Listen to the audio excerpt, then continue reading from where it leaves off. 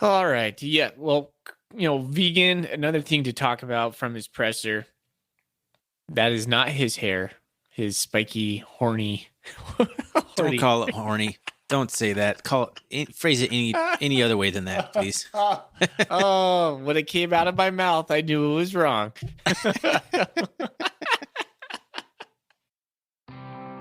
Manhattan Bank has been serving the Gallatin Valley since 1905.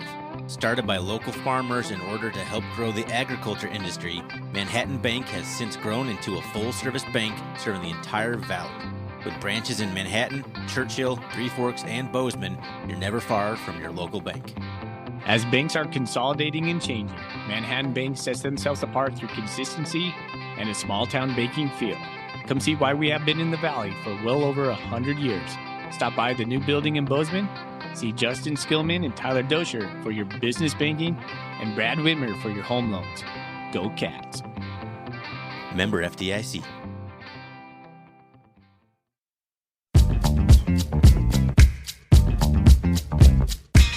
Welcome, everybody, to the R&R Catcast, a fan-based podcast focusing on Montana State athletics. We're two dudes named Ryan from the state of Washington talking about our dear Montana State. We hope you enjoy.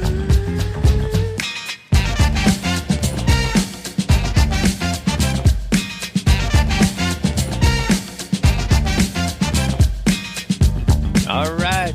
Welcome back, Bobcat fans. Thanks for joining us on another episode of the R&R Catcast. I'm one of your hosts, Ryan Foley. He's your host, stroking his beard, Ryan Thornburg. We are the Ryans of the R&R Catcast, the Montana State affiliate of the Big Sky Podcast Network. And we have a sweet sponsor in Manhattan Bank, providing all your banking needs in the Gallatin County, having 4 locations in Bozeman, Churchill, Manhattan, and Three Forks. This is part 2 for this episode. A continuation on, we're going to get into Northern Arizona and fulfill all of our Golden Coolie obligations. We're doing it, man. Thorny, how are you? Doing fantastic, man. A double episode week, not an instant reaction show. Bringing you 2 episodes this week, bringing you that Bobcat content. Loving it. Loving the questions we got. Enough to fit into 2 episodes. Feeling great. Yeah, it kind of reminds me of last year when we hit November, big man month. Big man. That we tended, that's not even a word. Is it? Yeah. Might be. Tend them rabbits, like in Of Mice and Men. There you go. We put out 2 episodes regularly. I mean, when Cat Grizz rolls around, it gets just kind of crazy, and then playoff was crazy. So it's coming, Bobcat fans. You're going to hear a lot of the R&R here in the next month. 20 days. It was like 20 days, 2 days ago or something, that the playoff bracket will be announced. How's that make you feel? I'm so excited for that, man. We should try and do maybe some sort of like a live show or a Twitter space or something for the selection show. That'd be kind of fun. Yeah, that would be cool. I could get down with that. We could do that. That'd be fun. All right. We're going to answer some Golden Coolie questions about the playoffs tonight. So playoffs. Thorny and I will give our cold takes on that. I haven't prepared. Like, I haven't done a lot of research on the playoffs. So No. Ryan and I were talking that maybe we should, later on, probably 2 weeks from now, give a playoff preview or something like that. Sure. Or at least when we've had time to actually spend a few minutes looking at it. Yeah. All right. Cool. Well, I think I gave the show rundown already. I think so. It's a pretty simple one, man. Just drinks, lumberjacks, coolie questions. Lumberjacks. Boom. That's right, right? I think so. No, we're good. You're saying that. Well, you said lumberjacks. I'm like, wait, is that not right? And now I'm like questioning what is NAU. No, they're the lumberjacks. Well, don't. If you read Bobcat Nation, you get a ton of different iterations of what they're called: axe grinders, flannel wearers, bearded guys. Yeah, bearded flannel wearing axe wielding maniacs. I think Montana State Bobcat fans on Bobcat Nation are a little bit too confident. I love all their predictions. I don't make any predictions on the thread, but everybody's like 49-13, 49-17, 42-18. I'm like, I don't know, guys. It's easy to think that, but when you start looking at it, maybe not. Maybe hold the horses. Right. Although we did get called out for not being nearly positive enough on the podcast. So maybe this is us just being too grounded, and maybe 49-13 is what we should be saying. But let's just feed the Kool-Aid to the listeners. Yeah, we could do that. But I can't. All right. That's not me. Nope. Let's talk about what we're drinking tonight, Thorny. All right. Well, I have a concoction that we invented last year in the household. Oh, geez. I'm sorry. What's in your Golden Coolie? Okay, sorry. Yes, we have a concoction we invented in our house last year. There's a local apple farm type place that has a big, huge store, and they have a cafe, and they do music and live music and all sorts of fun stuff. Can you hear me all right? Yeah. Gosh, I'm good. My wavelengths are looking a little funky. Anyway, we bought a pumpkin spice liqueur from there last year. Val did, my wife, and she brought it home. I'm like, what am I supposed to do with this? I don't know any mixed drinks with pumpkin spice liqueur. What am I supposed to do with pumpkin liqueur? So we bought some eggnog, and that tasted pretty good. And I was like, well, let's pour some rum into it. So that's kind of the drink that we drink when eggnog season is in. Just some spiced rum, some pumpkin liqueur, and some eggnog at made-up ratios every time I make it. But here I am drinking it, and you know what? I'm enjoying it. I can only have about one because it's pretty rich, but it does taste pretty good. So the rare cocktail on this show. I know you don't really drink hard liquor, so the only person who would be having cocktails would be me, but here I am with the homemade contraption with pumpkin liqueur in it. Cheers. It's better than the story of drinking it's not Miller Lite. What do you drink? The skinny cans with those High Lifes? No. Ultras. There it is. I'm holding it up for him because that's my backup. As soon as I finish this eggnog thing, liquor before beer in the clear. There you go. I still have a Modelo. Of course I did, because we literally recorded 2 days ago. 2 weeks ago. There it is. Oh, man, having trouble already. It's going to be a fun one. All right. Modelo and eggnog. Today was a landmark day for Golden Coolies. I sent out 7 Golden Coolies in the mail today. And that's not because I was lazy. I'm not behind on my orders. We had a landfall of Golden Coolie purchases and requests, and it's been awesome, man. So I went to the post office today, and the guy that normally takes care of me, he's like, hey, your podcast must be doing well. I said, I guess so. It was awesome. I've never sent 7 out at one time. That was really cool. Yeah, we appreciate everyone who kind of, purchase some Coolies, helps out the podcast. I mean, obviously we give them away for free, but we try and promote that as a way to support the show while getting a Coolie. Like it just helps us out a little bit. So we really appreciate everyone who, purchased one here in the last week or so. And if you're interested in that kind of stuff, you can find us on Ko-Fi. That's ko-fi.com/rrcatcast. And there's various other ways you can support the show through memberships, recurring subscriptions, and purchasing Coolies and all that fun stuff. Check it out. Good call, Thorny. Let's talk. One thing we didn't speak of or preview was the press conference. We keep skirting this. So let's talk about the press conference. Yeah, we said that we were going to talk about it, and then we don't. This should be a drinking game for listeners out there. How many times that we say we're going to talk about something, or we'll talk about this later, do we ever actually get to these things? Because I feel like we are at probably like a 60% success rate on things that we say we're going to talk about. We never end up talking about them. We'll talk about this more later in the podcast. No, we won't. We will forget. Press conference came out on Monday. Brent Vigen held a press conference. Most notably, just a whole bunch of injury updates. Sean Chambers is day to day. I think he's going to make the trip to Flagstaff. I don't think he's going to play unless maybe they have to. But good to see he's on the road to recovery. I didn't really realize he was quite that banged up, I guess. But that's That's a while now with the bye week and missing Weber State. That's a few weeks that he hasn't played. So that's interesting. I heard it was something back at like Idaho State, like an aggravated injury. We knew he had injuries at Wyoming. Yes. I'm not sure what those were. I haven't done any research. I've never heard anybody speak of them. Pretty sure they're leg injuries, but that's just me. Lower hazy extremity. Yeah, lower body injury. I don't know. I actually had that thought today. I'm like, Chambers has a little bit of a history of injuries. Is this like more serious than we think? Is he not going to be back? Is this one of those things we just keep hearing about? He's day to day and he just never comes back. I hope that's not the case.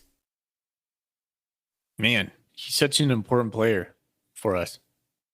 Yeah, we're talking about. Actually, we have a Golden Coolie question about this, and I kind of want to answer this right now. In the middle of our press conference, let's make sure we finish our press conference discussion. And looking forward to the playoffs. What is one team? Oh no, that's not the right one. What is? Oh, jeez. It's the second part of a question, so we'll ask the second part of a Golden Coolie question from Brendan Henshaw. Do you think there is a player on our team where if they got hurt, our playoff run would be completely jeopardized immediately? Since we're talking about injuries and Chambers and kind of the value he's brought on the team, I thought that was kind of a good segue into that question. Anything pop into your head? Well, immediately I thought about the 2-quarterback system, and so if one goes down, the other one is nice to have. I mean, obviously Sean Chambers, when Tommy Mullott went down, had that happened last year, we had to go to Tucker Rovig, it would have been maybe a little bit bigger scenario for the Bobcats to overcome. Honestly, I thought about this question earlier today. I think it would be Sebastian Valdez. Yeah. No, he was one that popped into my head. The other one would be Callahan O'Reilly. Yeah. I think those are the two guys that we pretty much are holding that defense together by like duct tape, is like Callahan O'Reilly and Sebastian Valdez. Because right now I have confidence in either one of our quarterbacks. Now, if we're asking that question in the knowledge that Chambers is hurt, then it's telling me a lot, because then all of a sudden Sean Austin's the quarterback. But assuming everyone who has been relatively healthy all year, yeah, Valdez or Callahan O'Reilly would be the ones I'd pick there. It's a good question, Brendan. It really is. Moving on to other injury updates. Lane Sumner is not going to be back from NAU. I don't fully have a picture of when he'll be back. Did you catch that? I heard a little bit about it on Cat Chat tonight, but I wasn't really paying attention. Week to week. He's week to week. Okay. I would guess. Rylan Ort's coming back. Yeah, Rylan Ort's he's probably the biggest news of this thing, is that he's finally reinstated. Coy Steele, man. I'm happy for Coy Steele. Played 4 games for him last year. He's coming back. I mean, that's a big deal. Wanted to quit, wanted to hang it up, stuck with the team. That's big, man. No, I'm super happy for him, but I don't think he'll have like a huge impact on the team necessarily. But very happy for him to stick it out, get back, and play football again, because that was a pretty bad thing last year for him. Cole Sain's back. Cole Sain is back, so that bolsters the offensive line. Now we got six solid guys you can rely on. Always good. I think I don't think he'll play. Fegan said. Yeah. So I mean that's the main one. Oh, he did mention Cleveland Thomas should be out. I think he just said one more game. This could be the last one for Cleveland Thomas. He had an update tonight on Cat Chat. I kind of caught the first 5 or 10 minutes of it or so, and there was a little update on Cleveland Thomas. So maybe he'll be back by Cal Poly. Oh, so you're telling me we're not going to vacate all our wins? Not yet. Not yet. Oh, that wouldn't happen. I'm sweating that one. I mean, honestly, anything like that probably wouldn't happen until the season's over anyway. The NCAA is not going to investigate that right now if they do. So, not out of the woods yet. Okay, whatever. All right. Yeah, well, Vegan, another thing to talk about from his presser, that is not his hair. His spiky, horny. Don't call it horny. Don't say that. Phrase it any other way than that, please. Oh, when it came out of my mouth, I knew it was wrong. Spike. Okay, moving on. That one was for... Don't make me put an E for our explicit on friend. this one. That is so bad. All right. The people do want you to comment more on his hair, though. Yeah. It's a weird hairdo he's got going on. I don't know why it bothers me. It does. Anyways, I got to move on. Okay, mentally, here we go. He talked about special teams. So somebody in the media asked him, what would you guys work on over, the last 2 weeks? He's like, we really spent some time working on special teams. And the thing that caught my ear was he said they opened up some competition for spots on special teams. They want the guys who are hungry for special teams. And, special teams was a blunder for us during the Weber State games. Two kicks returned on us. That made me happy as a fan. Yeah. No, that's good self-scouting. That's understanding that it's a problem and taking action to correct it. That's what I love hearing about Vegan and staff. So that's really good. It's really good news to hear because that was very bad performance against Weber State. All right. That's pretty much the only notable things I got from the presser. No, nothing further here. All right. Let's talk Northern Arizona. The Northern Arizona bearded, flannel-wearing, axe-wielding murderers. Let's go with that. All right. Let's kind of recap their season to date. This is what, the 4th season for Chris Ball? All right. Before you recap the season, because we'll get into all that, it is the 4th season for Chris Ball. He's been there since 2019 was his first year. And so they came to Bozeman that year. But anyways, he was a finalist for the Montana State job. We all knew that. If you recall back in August when we did an episode, I did a preseason breakdown of schedules. And NAU had the easiest schedule by my metrics. And that was an algorithm I created based off of strength of schedule on preseason rankings. So I've been giving the Lumberjacks a little bit of a hard time lately because they haven't lived up to the hype or lived up to the easy schedule that was put in front of them. Yeah. Go on. No, you're absolutely right. And we'll read through this and things change as the season goes on, as teams that you thought were going to be good or bad and vice versa. But they started off the season with a big loss to Arizona State, FBS Power 5 Arizona State. They lost that game 3-40, is what it is. Bobcats lost to Oregon State by a huge margin. Doesn't really mean anything for the course of a season. Then they went on the road and beat transitioning Sam Houston State 10-3. So here you're thinking, all right, well, maybe the Lumberjacks, if they can take care of that and they got the easy Big Sky schedule, things are looking good for them, man. And honestly, Sam Houston State hasn't lost a game since they lost to Northern Arizona. They're 5-2 overall. It's a pretty crappy schedule. I looked at it. They're playing just a bunch of fluff teams. But point is, they haven't lost since then. So pretty impressive. They're first in the WAC. Yeah, first in the whatever the remains of the WAC. But pretty impressive win for NAU on the road, no less. Mm-hmm. Do you want to go back and forth? Do you want me just to just go through it. So just a notable thing during that time was they transitioned quarterbacks from Jordan Yates to Keegan Shoemaker. And that was... Who did? I believe... Yeah, that's a good question. I think that must have been Sam Houston. Okay. I was like, what team are you talking about here? Because that's not Northern Arizona. Okay. So they're transitioning. Maybe that's why Sam Houston State... They basically benched the quarterback because of how he performed against NAU. Yeah, there you go. That's what I was trying to get. That's unfortunate. If you're so bad that against NAU you get benched, that's not a good. That's not a good sign. So then they play North Dakota at home and lose that game by 3 points. And actually, North Dakota had to score a touchdown with 49 seconds left to win that game, 27-24. So even at this point, you're still thinking NAU is probably a pretty good team. They beat transitioning Sam Houston State, lost a squeaker to North Dakota, who is currently ranked, or they've been in and out of the top 25. They're potentially a playoff team at some point. Then they lose to Idaho at home, 27-10. But I don't think anybody predicted how good Idaho would be at the time. Even right now, people aren't realizing how good Idaho is either, because they hadn't played the Grizz or anybody else at this point. So they're sitting at what? They're 1-3, but they, not a bad looking 1-3. But then they go on the road to Portland State and lose 35-27 at Portland State. And that's kind of the backbreaker right there. That's not a good loss.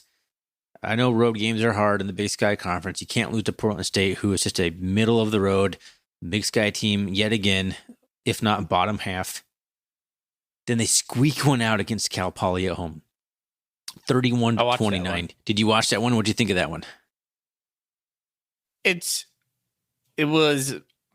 They're just chucking the ball, both teams. Both teams, like Bo Baldwin's Cal team. Poly does, yeah. Yeah, so well, continue on. That's a good one to watch because we play both those teams. Is that why you watched it?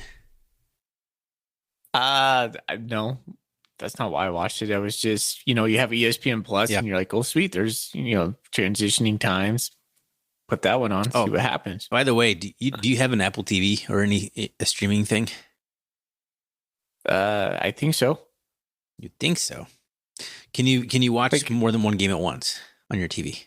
Oh, no, I can't. Oh, man. The Apple TV is awesome because the ESPN app lets you there's multiple ways you can do it, but you can have it perfectly divided. So you have a game in each quadrant of your TV.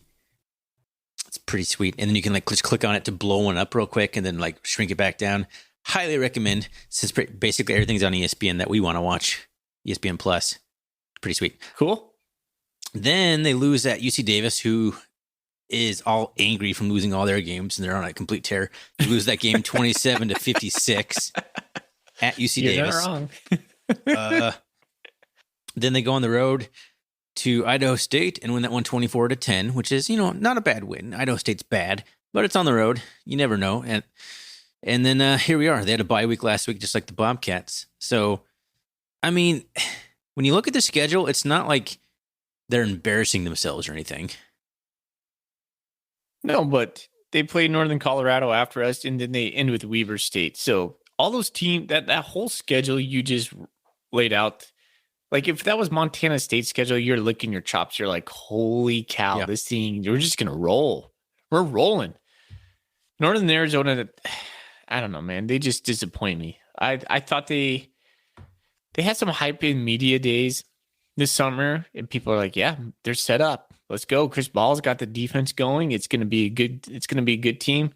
It just says, like you said, they haven't really embarrassed themselves, but they haven't had any thing outside of Sam Houston State to hang their hat on.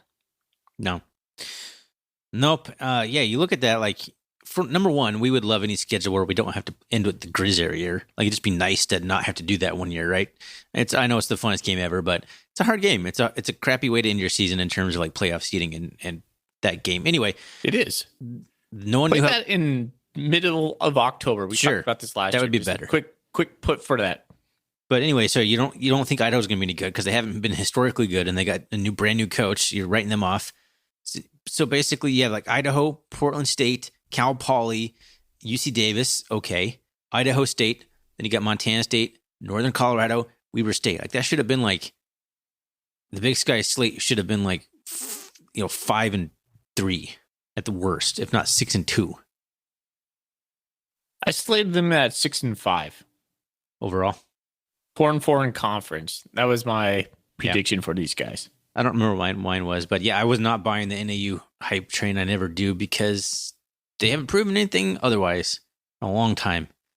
It's been a long time since NAU was any decent. Yep. I think they made the playoffs in 2015 or 2016. One of these years that the Bobcats were really bad, and then they got waxed by San Diego in the first round. Non-scholarship San Diego went to Flagstaff and just whooped them. That's the last time I remember NAU being in the playoffs. What's your favorite NAU game that we played?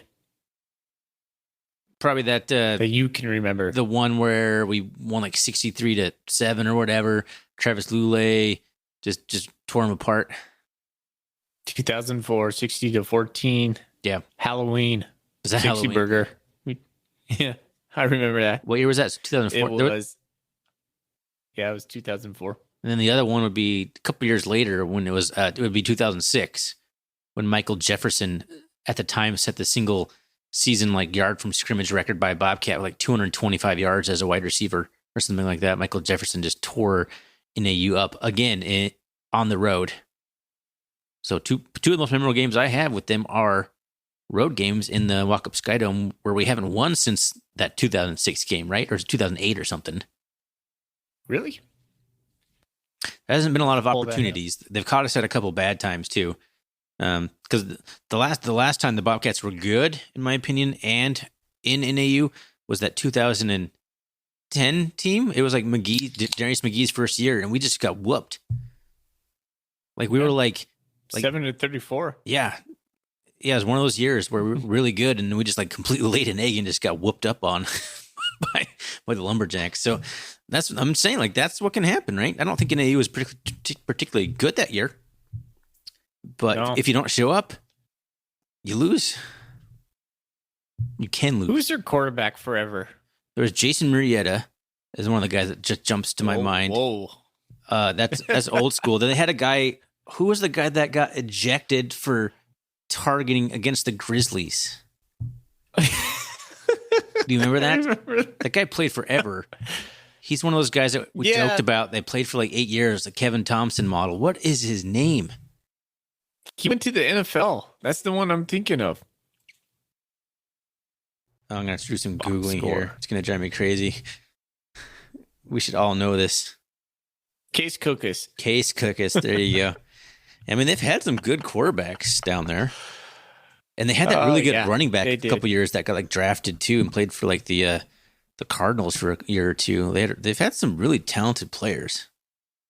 Case Cookus was there forever. Yes. He was there before. He was like a seventh year senior before there was COVID. Yeah. Yeah, he invented that.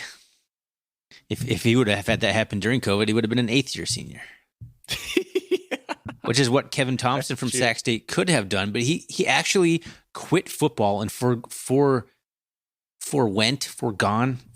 skipped his potential. He went to University of Washington. I know, but he had another year. He quit.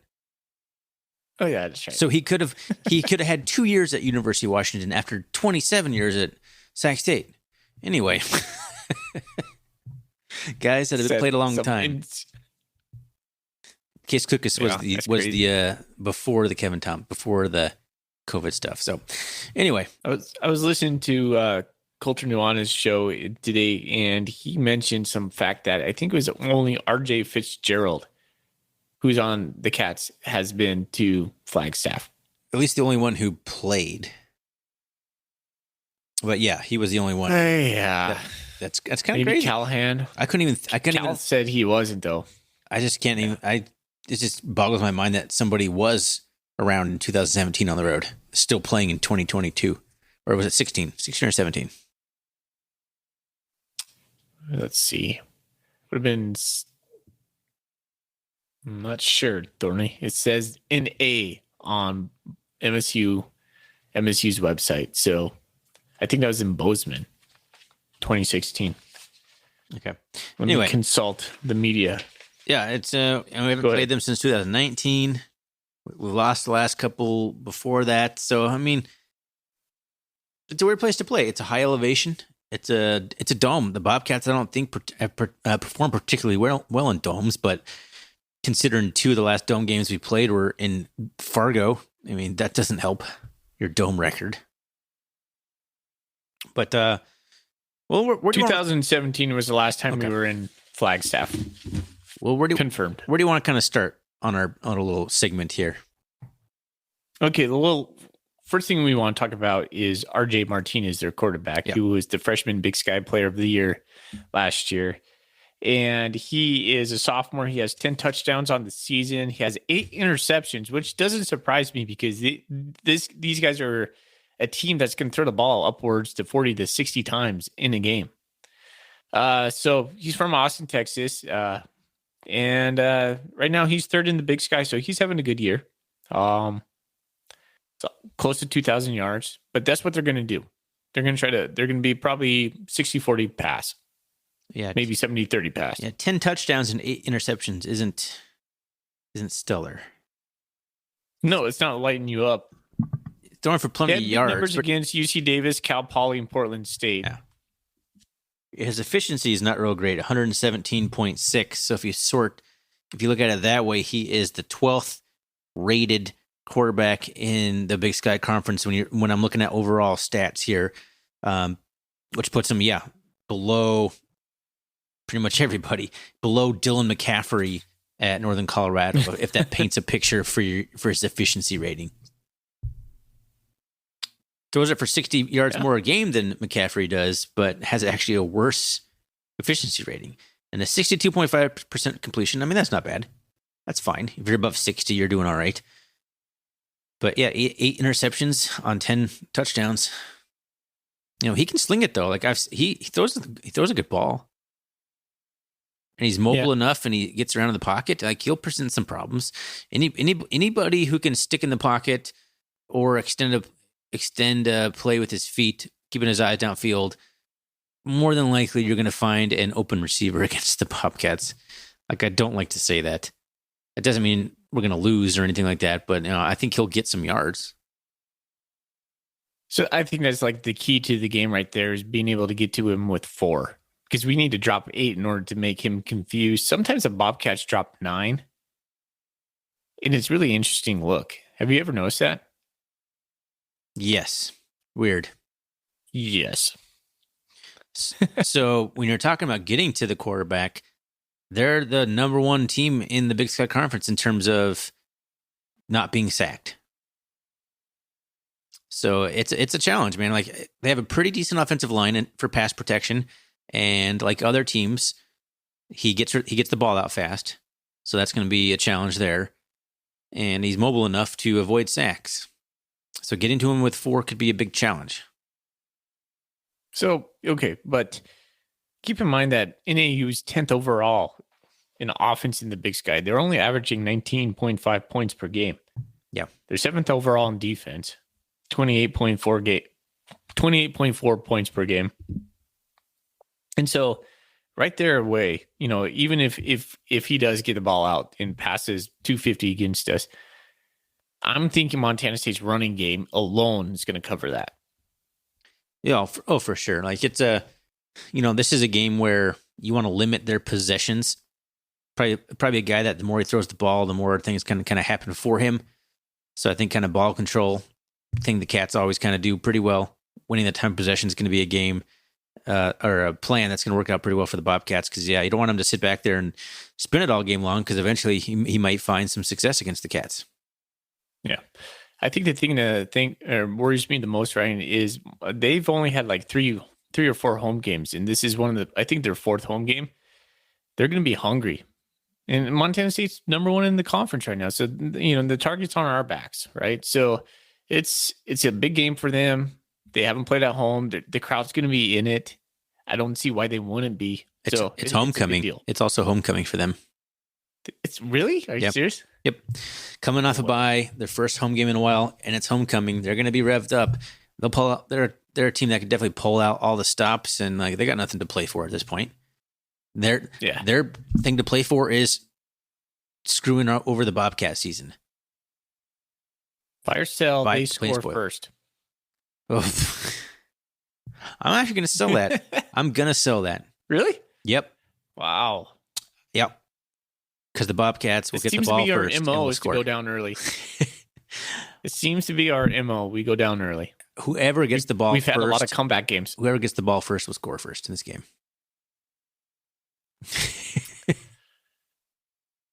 I who talked about us being negative nanny, but this is like totally fully going like, I could see us going 3 and out and then marching down the field, doing an 8-play drive, taking 5 minutes off the clock, just looking like world beaters, and then Montana State going, all right, don't panic. Let's come back and get this. I hate that, though. I hate that so much. Yeah. I hate when we do that. It's kind of our MO, though. Yeah. I mean, Idaho State. This is negative time. Just went right down the field on his first drive. Made it look easy. Yeah. I mean, it could happen. the Cats defense is just not They'll have consistent. something dialed up. They'll have something dialed up. We'll figure it out. I mean, their rushing defense is like 10th in the conference. Or I'm sorry, it's 8th. It's 8th in the conference, so they're not very good. And they have the second worst rushing offense. So, you know, they're not going to be able to run the ball very well. I mean, maybe against the Cats, if they break contain on the edge, they could get some chunks against us, but their rushing defense isn't very good, and I guarantee they haven't seen anybody like the Bobcats rushing the ball. I mean, they're just like bottom half or middle of the road at best in pretty much every statistical category. Yep. One thing I was watching their game, some highlights from their last game, and I can't even remember who they were playing at this moment. But their running back's kind of a load, man. Like George Robinson is his name. He's a big boy. He's hard to arm tackle. And after watching the Weber State game where the Bobcats almost seemed more interested in just laying big hits and not wrapping up. I mean, a big, huge guy like that, you don't want to bounce off of him. You don't want to try and arm tackle him. He's going to run right through you. He's not exactly a home run he's threat. 6'2", 230. Yeah, there you go, 6'2", 230. That's why he looked big, because he is big. That's like Sean Chambers almost. So you can't be arm tackling that guy. There you go. You can't be trying to knock him out. Kind of a dual running back system. And another guy they run is a kid named Jason Hall. He's a lightning and thunder part. He's a lightning 5'8", 175. They kind of split carries. Sure. But they're not scoring a lot of touchdowns. And they don't have a lot of yards. Like George Robinson has 232 yards on the season. Yeah. That's not much. No, it's not. I mean, he could be, you know, one guy can have a 100-yard game anytime. Like everyone's a Division I running back, but you know, I don't see it being a huge problem for the Cats. But you know, we're just talking about things to watch out for. Trying to preview our opponent here. All right. So let me ask you a question then. How do you think the resurgence of Ryland Ort affects our defense? Sorry, that was a big yawn on my part right there. It'll be interesting to see how that plays out. We talked a little bit about this on the last episode. I think it has to help. It can only help. And it might take a game to kind of get him back into the groove, but I think it's going to be an immediate upgrade. And I'm wondering if even Ryland Ort's presence is going to allow Willie Matt Garza to kind of change some of the play calls or schemes. Yeah. Somebody brought up a good point on the board. Like, is the safety play with, like, you know, Kendrick Bailey and Reddy Short? Reddy Short's been hurt for the season for a couple games now, but the combination of those two guys, has that affected the way he's been able to call a game, knowing he has to kind of, you know, be wary of our deficiency in that area? I guess we'll see. We'll see. Someone also mentioned on the board that Ryland's play will free up Okada, and I don't know how that works. I can't picture that in my brain. But yeah, I'm just interested to see. I'm afraid that Ort comes back and then he looks like he's been rusty. I know he's been practicing, but game speed's different. Game is different. You know, people be like, "Oh, didn't really matter. Put Bailey back in," kind of deal. You know, so it is what it is. No, he might struggle, but that's fine. I don't think it's going to matter enough to change the outcome of the game, and we need him to kind of get back up to game speed for a playoff run. Sure. So it's as good as opponent as you're going to get back up to speed. Not like being thrown into the wolves against like Weber State or, you know, Sac State or somebody. Anything else you want to talk about on NAU before we hit some Coolie questions? No, I mean, the last thing I really want to ask you, and I'll start if you don't have anything that comes to your mind. I've been doing this the last couple of times with previewed opponents. Kind of give me one key to the game for you, for the Bobcats. Establishing the run. Controlling the clock. They're going to want to pass it, but if we keep RJ Martinez on the sideline, I think, and we can establish a run, Montana State wins. Yeah. I had cut the stupid penalties out. 7 false starts and then an offsides on the kickoff against Weber State. I have it written down like the only way our offense can be slowed down is by our offense. It's like, I don't really think NAU is going to be able to slow us down. If we keep getting ourselves into 3rd and longs because of false starts, That's not where we want to be as an offense. So that's a big one for me. Don't let Northern Arizona just kind of hang around. Like you said, if they get up a score or something like that, and somehow it's like 14-14 at halftime or something, like, you never want to give a team that's been on the road, who hasn't played for a couple weeks, it's homecoming, like they'll get more and more fired up as the game goes on. They'll get more confident. So you kind of can't let them be ahead or stay around late into the second half. Get up, kind of put them away, and then hopefully they just kind of like throw the towel in. And last key of the game is tackle. Maybe tackle some people better than you did against Weber State would be hugely beneficial. I'd like to see Montana State play like the number 3 team in the country. Yeah. I want to see them have a complete game, affirm themselves as that dog. That's right. November is a time for them to start ramping up momentum into the playoffs. Big man month. As we know, Bobcat fans, think back to last year, when you hit the playoffs, your fuel, the way you're playing, the momentum of that time can take you to Frisco. Montana State can't limp into the playoffs. No. We need to take care of business. We need to take care of business. We need to take care of business next week, and then damn straight, we need to beat the Grizzlies. Man, it's kind of funny. We were going to limp into the playoffs last year, and we did limp into the playoffs.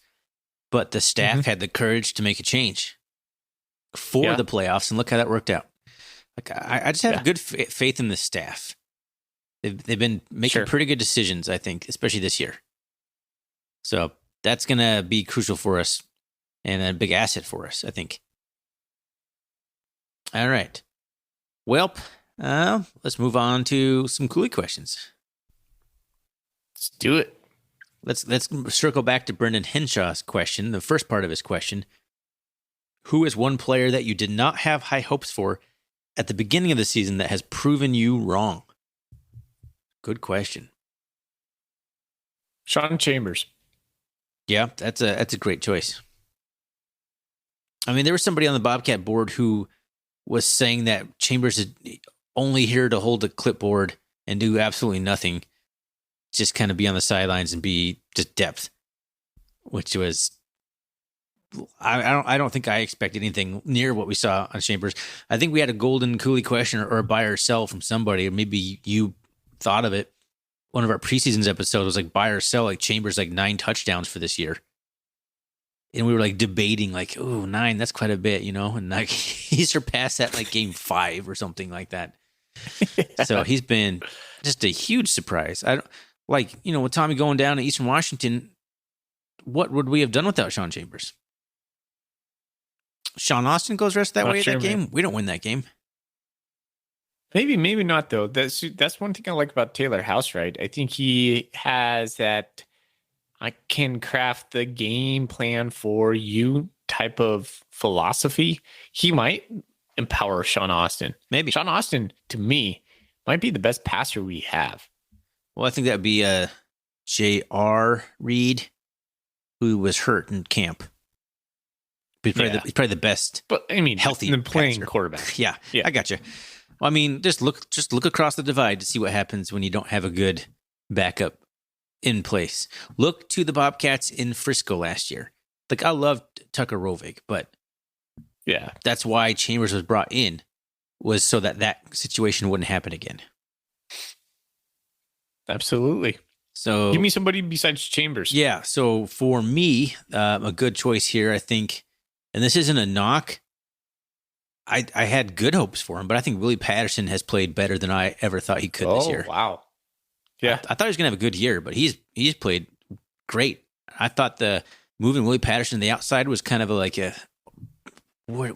A little 5'10", 5'11" guy on the outside? What are we doing? He's played great out there, man. Mm-hmm. His blocking has been really good. He's been a great team player, a great leader. Willie Patterson's had a great year, and I don't want to say I didn't have high hopes for him, but he surpassed any of my expectations. 2 other guys for me that came to mind, Marquis Johnson. I knew nothing about him. I knew he came from Sac State. His return game is elite. And also Kenneth Iden. I feel like we're just starting to see him blossom, but he's becoming such a wrecking force on third downs. He is that Brody Greeby of last year, and Brody Greeby kind of been a little bit disappointed in this year. I mean, he's been solid, but yeah, after kind of this little breakout season last year, but we've talked a little bit about that. We don't need to get into that necessarily, but putting on some extra weight and being an every down end is different than being a spot player who can come in and just get after the quarterback. Yep. Can I also just add the entire offensive line? Man, they're playing so good. They're so good. Like I just never expected them to be this good. I was worried we were undersized. I was worried that we had so much inexperience. They have just blown me away. Cheers to Brian Armstrong. He might be the Bobcat Coach of the Year. Yeah. Right? If not Brent Vegan himself. But Brian Armstrong, loving it, man. He's got the offensive line rolling. Cole Sane goes out. Marcus Ware goes out. We only quadruple Weber State's rushing per game in one game. Just unreal. They're playing so good. Scott Smith asks, with Bobcat's success through injuries this season, are there any currently injured or otherwise unavailable players that we need back in order to get to Frisco? We already answered that question. Where are you looking? We totally did. Are you not in the document? Where are you looking, man? I am in the document. I thought that I deleted the document. You're not in the same document, are you? I must be in the old one. I didn't. I'm sorry. I don't know. We already answered that one. Do you see T. Renos? Ask T. Renos. Okay. What, if anything, do you take from the fact that Davis lost at South Dakota State by 2 points, a team that beat NDSU and is ranked number 1, thanks to Reno, while the Cats laid 41 on Davis? I looked that up. I take absolutely nothing from that, T. Reno. That was the second week of the year when that happened. That is almost eons ago as far as football is concerned. I mean, South Dakota State, I know, has improved a lot since the beginning of the season. Their offense has finally kind of gotten on track. They really were struggling to score any points there for a while. But I do take something from it. It's not, I don't think you can completely ignore it. Now, I'm not saying that it means anything if we play South Dakota State, but honestly, I mean, it's you got to take some positives away from the fact that the Cats smoked a team that South Dakota State struggled against. Granted, that 2-point win's a little deceiving because I think UC Davis had to score 2 touchdowns in the last couple minutes to make it even a borderline game or something like that. It wasn't like it was back and forth affair all the game long. But I do take something away from that. Now, what it means in terms of the matchups against South Dakota State, probably nothing. But so I guess really nothing. I guess is my final answer. Talk myself right into. You know what? No, probably not much. Yeah, fully was right. I honestly just take the fact that I think UC Davis is not that bad of a team, and the Cats steamrolled them for whatever you want to equate that to, whatever you want to attribute that to. I don't know, but UC Davis is on a tear now. We were the worst loss for them all year, and they could end up making the playoffs. That's one team I would not want to play right now. Okay, so ask the next question. That was from T. Reno at Bobcat72 on Twitter. All right. I'll do all your reading for you. FCS football aficionado. In looking toward the playoffs, what is one team you don't want to see the Cats have to face early? And what is a matchup for the Cats that would get you especially excited? I wanted you to transition right into them, and I'm just setting you up for some easy conversation here because they're just talking about, I don't want to see UC Davis. I'm like, well, go ahead and ask the next question. Oh, I guess I'll have to do all the reading. I don't think that's my answer, though. They might make the playoffs, but I don't. It might not be your answer. I'm just saying it's a perfect segue. Come on. Whatever. Roll with it. Fair enough. So UC Davis isn't your answer. Who would be your answer? What is one team? I don't think I would want to play Weber again. Weber. I think they would, assuming, well, I don't know at this point because we're both really highly ranked. Would we go to Ogden or, it depends on what happens in the next couple of weeks. Weber would be tough. The other one that I would not get excited about is playing Montana. I kind of hate the Cat Grizz. I mean, I'm just going to state it. I think it's a overhyped game. It gets too much. There's too many feels for this guy. It's a lot for Ryan Foley. It is. I mean, I like overhyped. When we win. If you can't handle it, that's one thing, but it's not overhyped, man. It's special and it's exactly hyped. Maybe I'm wrong in that statement. You're right. Okay, well, whatever. But it's just too much for me. I'm not a big fan of the Cat Grizz. Okay? No, I'm not. I would hate to see. I would not want to play the Grizz twice, no matter what, because it was just the thought of losing that. And not to say I would project us losing that, but let's say we did lose that, you wouldn't live that down. No, that would be talked about for years, and it would be like some landmark game where you would just not live that down. Like, but if we win, we would hold that over the Grizz for years as well. It's not worth it. I don't know. Not it's worth the too risk. big. Yeah, it's not. I couldn't handle a Cat Grizz playoff game anywhere. Someone's like, "Yeah, let's have the Cat Grizz be the championship game." Like, no, never. Never. I might actually have a heart attack before that. Like that, there would be that much anxiety going on in my body. My heart would be like, I might die. Done. Foley's out. Wake me up. Let's see. So I'm gonna try and take a more random approach, I guess. I don't think I'd want to play Incarnate Word. I don't think they're that good this year, man. I know they're like the up and coming. Okay, Incarnate Word. I don't know, man. I just think it's like, so last year we played. Who was it? It wasn't Missouri State. It was Undercuffler's team, not Undercuffler's team. Who did he beat with Tommy Malott? UT Martin. I think they're kind of like Martin. I don't think they're anything like UT Martin. Well, I think you're wrong. I mean, I was trying to pull up the stats before I got to it. I'm not sure I'm going to get there. They pass the ball very well. Like Lindsey Martin. Yeah, Lindsey Scott's the second number 2 passer in the country, man. He's thrown for 3,090 yards a game. He's thrown for 38 touchdowns and 4 interceptions, man. Yeah, well, I mean, it's because they run the same offense as Washington State used to run. Yeah, well, look at air raid. Cam Ward is doing pretty damn good at Wazoo. Their quarterback, Incarnate Word's quarterback, he's doing all right. Last year. He's doing all right. He's doing good enough to be a starting Power 5 quarterback. Lindsey Scott didn't miss a beat with them. I don't want to see a team that can throw the ball over the field because that's where the Bobcats struggle most. We would be too physical. We'd get after him. Yeah, maybe. I don't think our lines match up well, man. And that's the biggest difference. Outside of the Missouri Valley Conference and the Big Sky Conference, you start looking at the lines, it's just mismatch. I don't know. That's all I'm saying. I think they would be a bad matchup for the Cats in terms of like just your non-traditional powers if we're going outside of it. Other than that, he specifically asked early in the playoffs. That's a little harder. I don't really know who you'd catch on there. I mean, obviously, I don't want to see any of the North Dakota, South Dakota State, but you're not going to catch them early in the playoffs.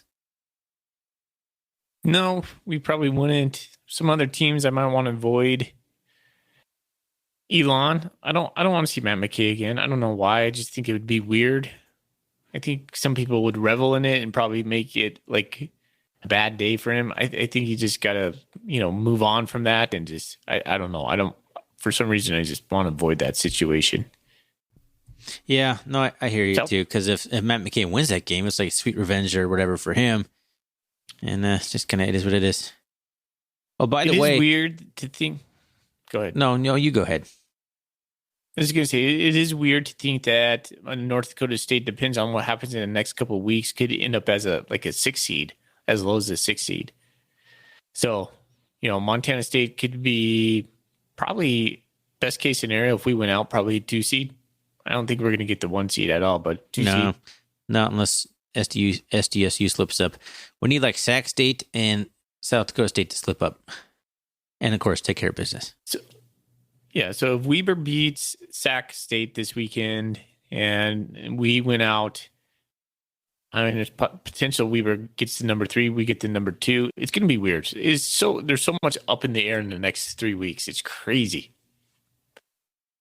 It's true. Speaking of which, the next 3 weeks, are you going to come out again? Are you thinking about coming out to Spokane, watch the Cat Grizz? Geez, put me on the spot here. I don't know. 2019. I did think about that, so it's a possibility. I'm not ruling it out. I haven't thought that far ahead, though. All right. But it would be pretty cool. All right. Incarnate Word beat Southern Illinois 64-29, and they beat Nevada. Southern Illinois sucks. They beat Nevada 55-41. Southern Illinois was ranked last week. Now they dropped out because they went on a streak and then they lost a game again. They're hot and cold. The bottom 25, anybody past 18 sucks, man. It's the FCS. We've talked about this every stinking week, man. The FCS is a fledgling ship. Outside of the top 8, there's nothing. Idaho's 24. I would guarantee you. Idaho's 24th. Elon's 23rd. Doesn't matter, man. It's not. Do you want to play Idaho? Look at the Big Sky. I wouldn't want to play Idaho. Portland State, like if you actually put it to the metal, Portland State was better than probably teams 20 through 15. Maybe. I think you're undervaluing some of the teams in here. But you might be right. You think Portland State could beat New Hampshire and Rhode Island? Like colonial athletic powers? Yeah, I do. I think Eastern Washington could as well. You're also saying Portland State could beat Idaho, which Idaho smoked Portland State. No, Idaho is underranked right now. Okay. All right. I mean, you're probably right, but I don't know. Incarnate Word still, I'm sticking on it. All right. How about fun matchups? He also asks us, like, who'd be a fun matchup for the Cats? Who would you get especially excited to play? Nothing's jumping to my mind. Let's roll over here. It would be fun to play Idaho. I mean, I don't know why. That'd be fun. They're a decent fan base, like a decent sized fan base within the conference. So that'd be fun. I'm not looking at fighting Petrinos anymore, so that's pretty cool. I'm looking at the rest. Delaware. Delaware. Yeah, Delaware. That'd be pretty cool. We never played them, have we? Like they have been like an SCS power on and off. They won a national championship, and we never played them. Like they've been down for like a decade now, but they're one of them. Who else would be fun? It would be cool to see the Bison come to Bozeman. I actually thought that semifinal too. game.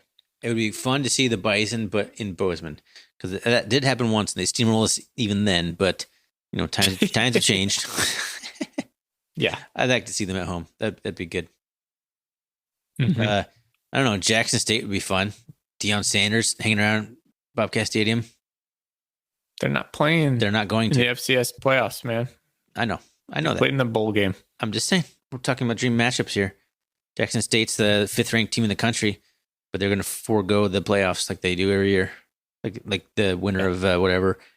HBCU, SWAC, all that stuff, playing that championship game, Celebration Bowl. Hey, Thorny, before we get out of here, I wanted to ask you this: what do you think about Sac State? Do you think they're legit good, or what's your true thoughts on Sac State?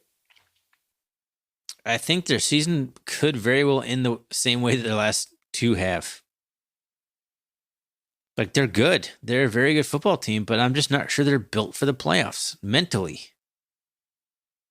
I could see like a team like Incarnate Word or like New Hampshire, Chattanooga going to Sac State and knocking them out of the playoffs. Yeah. Is that because that happened before? Yes. Or is that because of what you see now?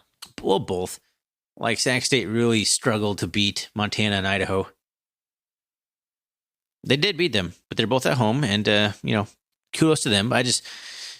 They haven't shown anything to me. Like, their defense is still a little bit suspect. Their offense can stall out at times and make mistakes and play, throw some interceptions. Like, I don't know. I just don't love Sac State right now. Yeah, I'm with you, bud. Now, if I was betting money, I'd probably still say they'd win their first playoff game this year, but I would not be surprised at all if they don't. I wouldn't be shocked at all. Any other questions? I think I'm good. We hit the hour mark. We did it. We did it. I'm like so tired, and it's earlier than we have recorded in a while, and I'm just like crashing, man. That's what happens when there's no game to recap. Like, just not quite as juiced for the podcast. Yeah. Maybe. I don't know. All right. Well, let's get out of here, huh? Well, let's pick a winner. Yep. I mean, I think I know who this one is going to be. Is Mr. Brendan Henshaw. Woo! Brendan! Yeah, Brendan. Nice. Man, you got yourself a free Golden Coolie. One of the best Coolies out there. And like, I'm not going to lie, this Coolie is like stitched on the side. When they gave us the new ones with the updated fabric, it's nice, man. Neoprene. You're going to like it. Woo! Good stuff. Lovely. All right. Well, congratulations to Brendan Henshaw. Thanks to everyone who purchased a Coolie here in the last week or so. We really appreciate that. Like you said, you can purchase one or support the show in other ways. Ko-fi.com. That's ko-fi.com/rrcatcast. You can visit the web, rrcatcast.com. You can find a link to Ko-fi on our website as well. You can always find us on Twitter, rrcatcast there. The recurring threads that we have on Bobcat Nation, the Golden Coolie thread, the main thread where we post new episodes. You can email us at rrcatcast@gmail.com. Thanks again to Manhattan Bank for being our dank sponsor for the 2022-2023 athletic calendar year. Woo! All right, Foley, let's get out of here. Go Cats. Go Cats. Go Cats.